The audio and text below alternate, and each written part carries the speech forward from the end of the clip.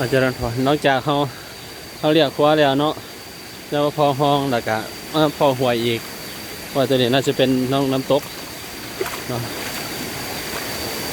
โอ้ส่วนนี้น้ำไหล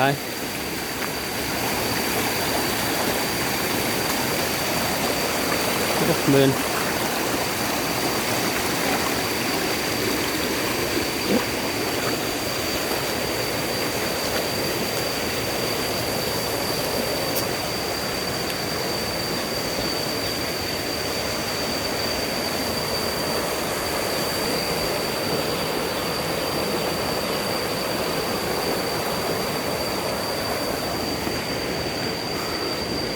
แล้วก็ไปตามหวยตัวนั้น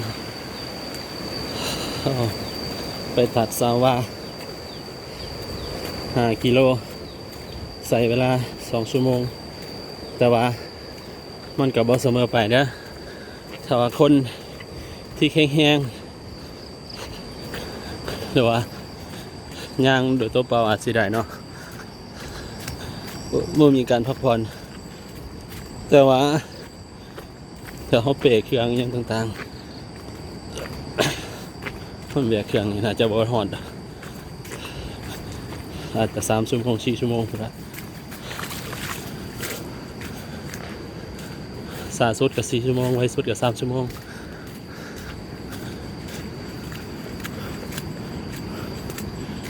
นี่เขาจะเอาไม้ไว้แล้วสังเกตน่าจะเป็นกลุ่มนักท่องเที่ยวแต่ประเทศไทย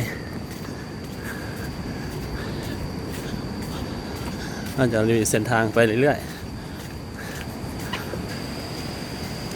คณะสงฆ์ขึ้นไปก่อนนะครับอาจารย์ศึกษาหน่อยนึงคอยยังเมื่อยนี่เสียนนี่เลยเนาะ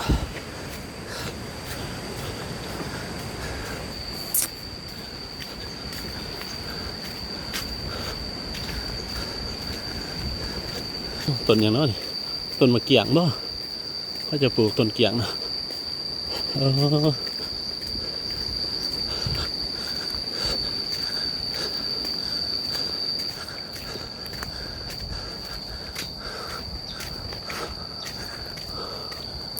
วนเก่าจ้ะ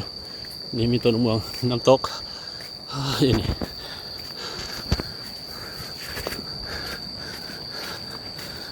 มื้นทางมันจะจ้องสิลมอย่างไร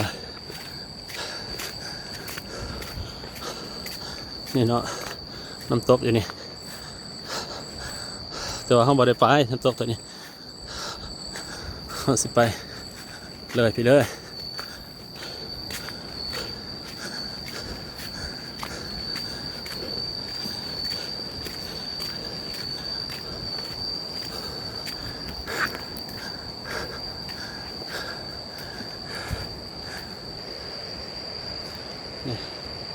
ทางเขาสิไปเนาะ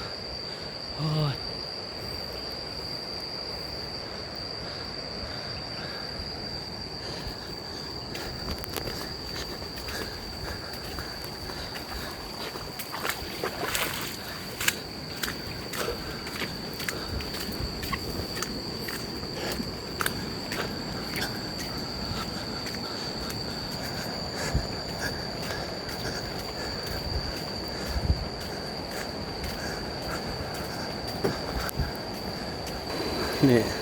สังเกตนี่เด้อที่โบที่เขาจะมาไว้นี่ฮะแต่ว่าใครอยู่แล้วมันบ่มีทางแหย่มีแต่มองเดียวที่ผ่านมา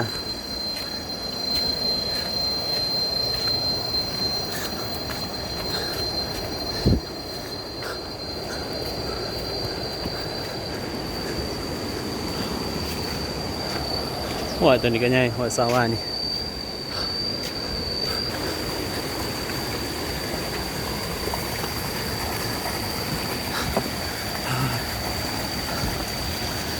พักผ่อนก่อน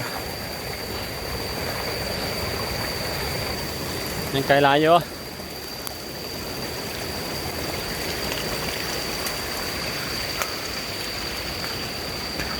เราย่างเมื่อยกับพักบ่พักเอาดอกเพราะว่าโอ้หวยท่านนี่ร้ายเว้ยถ้าหน้าฝนนี่สะดวกสบาย ขนาดแรกเนี่ยหัวท่านี่ขาด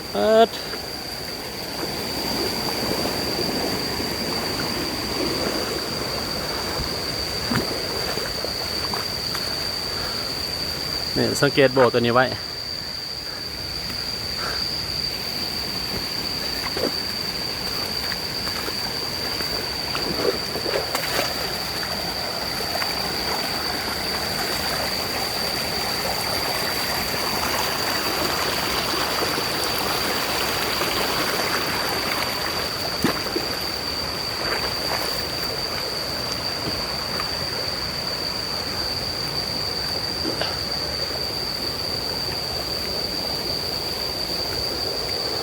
โอ้ไปทางหน้า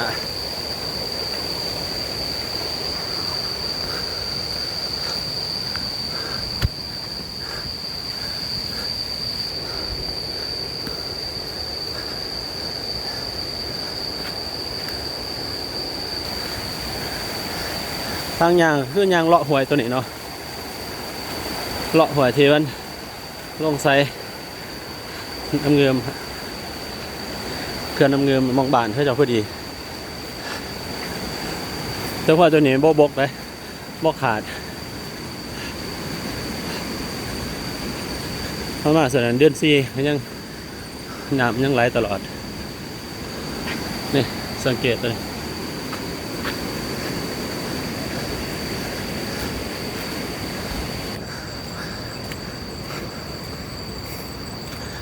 ส่วนกว่าพักผ่อนไปก่อนเด้อโอ้ไว้สู่ต่อกินข้าวเลยเนาะครูบาอาจารย์ไปก่อนไปต่อเนาะพักผ่อนมาหอดปลากล้วยเขาจะเอาละกล้วยเขาจะงาม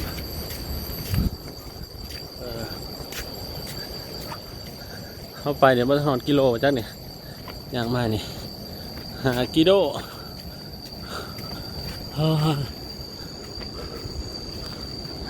แล้วซูมเบิ้งน้ำตกนี่ตัวทางเข้าไปเนี่ยเห็นน้ำตกพร้อมเด้อ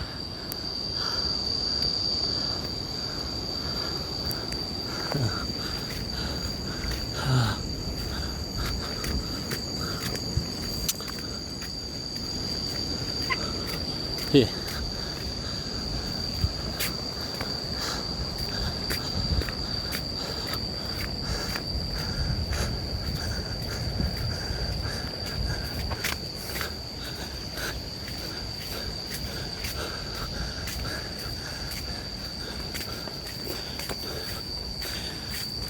พอมันย่างสิมันก็ได้ออกกำลังกายเนาะปอดเขาก็ได้ทำงานในพื้นที่ปกติอยู่วัดบ่ได้ก็บ่ได้ออกกำลังกายที่ส่วงบิณฑบาตโอ้เนี่ยเบิ่งเขื่อนแหละ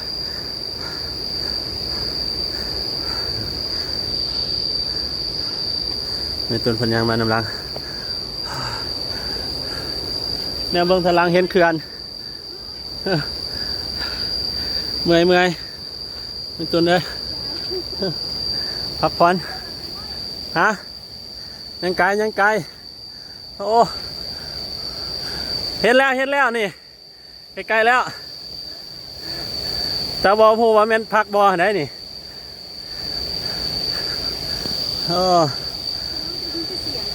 นี่เด้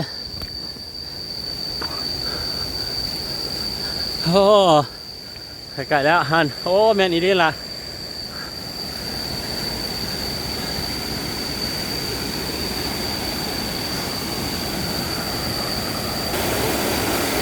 โอ้มาหอดมองนี่มาหอดนี่ก็น้ำตกคือกันเด้อไหลจัด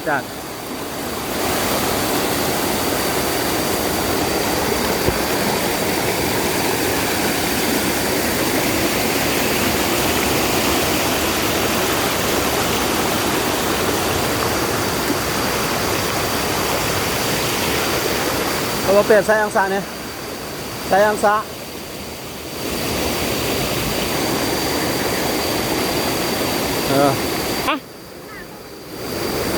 สิทาเขาเจ้าบ่ได้ได้อันนี้สิขามก่อนไปทั้งพี่นี่อย่าทั้งพี่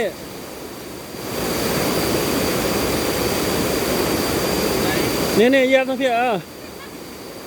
บอกกระไตนี่เลยก็ได้นี่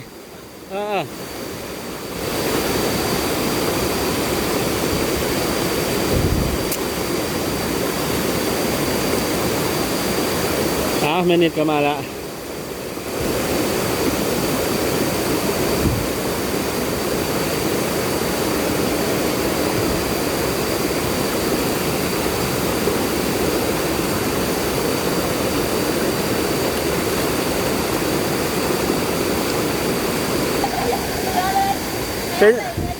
เป็นยังไง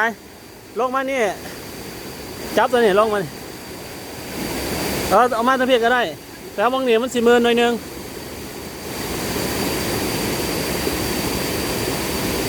นิดล่มบ่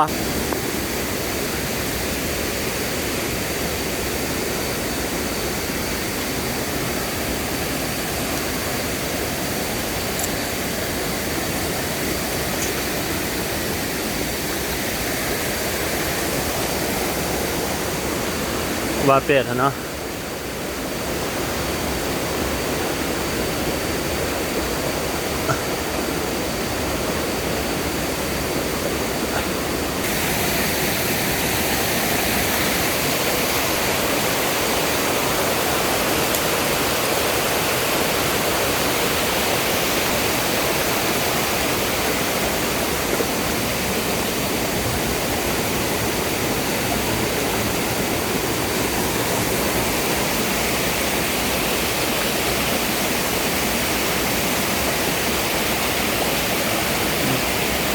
เป็นการค่อยๆเนาะ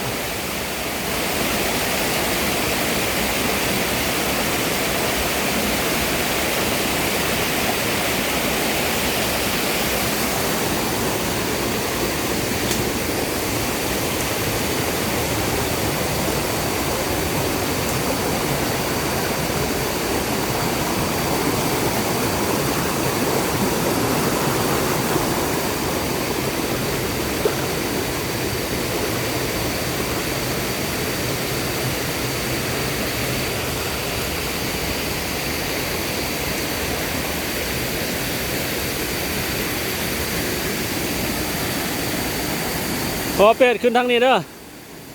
ขึ้นทางเพียเลย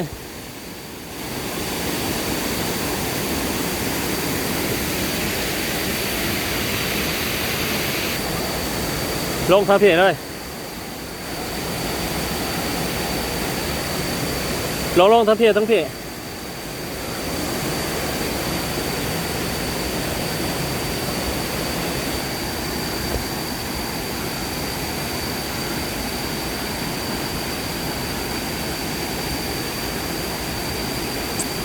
จัดก้าวทาเพิ่นเนี่ยจับให้เพิ่นจับใหม่ให้เนี่ย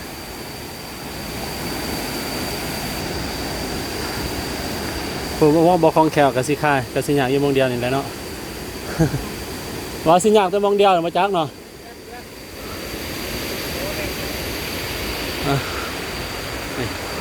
เป็นนี่ก็สะดวกสบายละ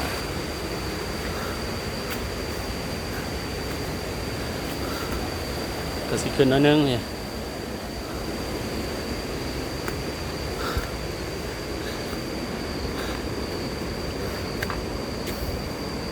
วิดนี่ก็เพียงแล้ว